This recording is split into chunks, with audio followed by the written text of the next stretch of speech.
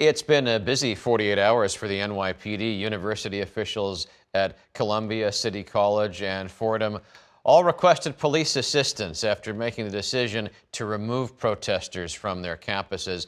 In those events on Tuesday night, nearly 300 people were arrested at Columbia and at City College. More than a dozen more arrested at Fordham last night. One thing that is still unclear is how many of those arrested were students and how many were others from off campus. For more on the campus unrest and other topics, Mayor Adams is with us this morning. Mr. Mayor, thank you for joining us.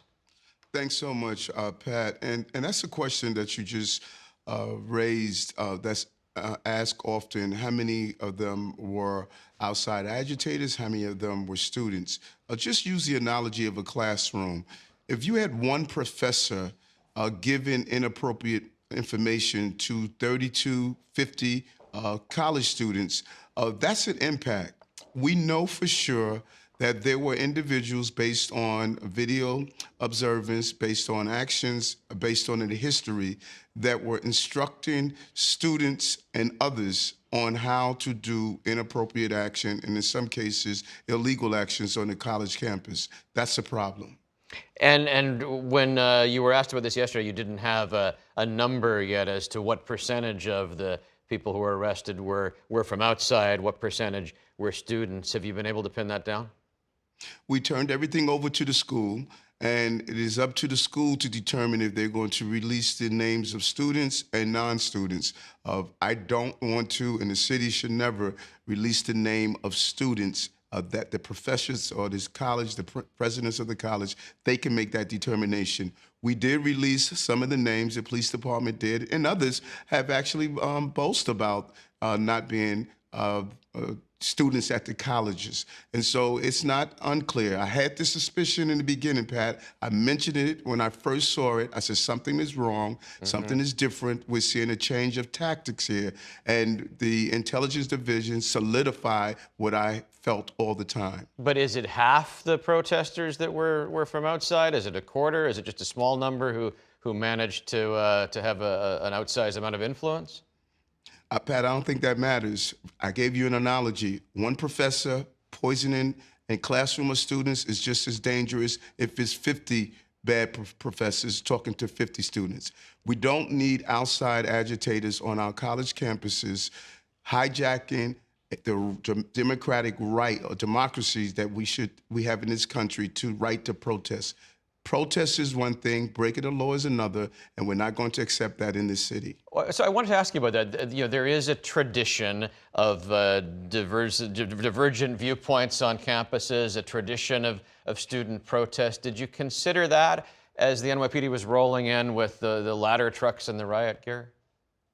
Oh, well, I know that tradition so well. I did it in John Jay. I did it in New York City College of Technology. I did it as a police officer, protests, but I also protected protesters as a police officer.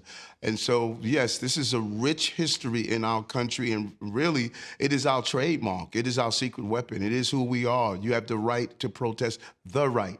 You don't have a right to inflict violence on others. And I think it's immoral to call for the destruction of another group in this city. I think it's immoral to identify yourself as a member of a terrorist organization.